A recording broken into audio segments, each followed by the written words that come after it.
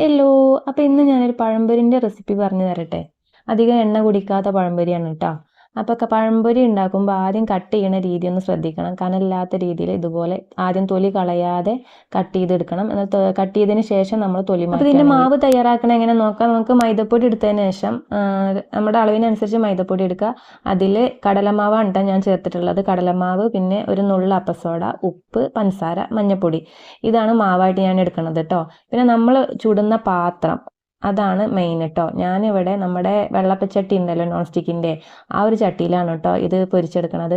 Non സ്റ്റിക്കിൻ്റെ ചട്ടി ആകുമ്പോൾ കുറച്ച് എണ്ണ മതി കേട്ടോ. ഇതിലാകുമ്പോൾ നമുക്ക് അധികം എണ്ണയുടെ ചിലവ് വരുന്നില്ല കേട്ടോ. കുറച്ച് എണ്ണ ഒഴിച്ചാൽ മതി. പിന്നെ നമ്മൾ അതിൽ ഇട്ട് കൊടുക്കുമ്പോൾ ആ എണ്ണ ഇങ്ങനെ കൂടുതലായിട്ട് വരുന്നതായിട്ട് നമുക്ക് കാണാൻ പറ്റും കേട്ടോ. അപ്പം ഞാൻ ഫസ്റ്റത്തെ ട്രിപ്പ് എണ്ണ ഒഴിച്ചതാണ്. ഈ കണ്ട പഴങ്ങളെല്ലാം ഞാൻ പൊരിച്ചെടുത്തിട്ടുണ്ട് കേട്ടോ. അതാ ഈ ഒരു എണ്ണയാണ് ബാക്കി ലാസ്റ്റ് ആയത് കേട്ടോ. അപ്പം നിങ്ങൾ ഇതുപോലെ ഒന്ന് ട്രൈ ചെയ്തിട്ട് ഫീഡ്ബാക്ക് അറിയിക്കണേ. അപ്പോൾ ഇത്രയേ ഉള്ളൂ. ഇഷ്ടപ്പെട്ടാൽ ലൈക്ക് ചെയ്യാനും ഷെയർ ചെയ്യാനും മറക്കരുത്.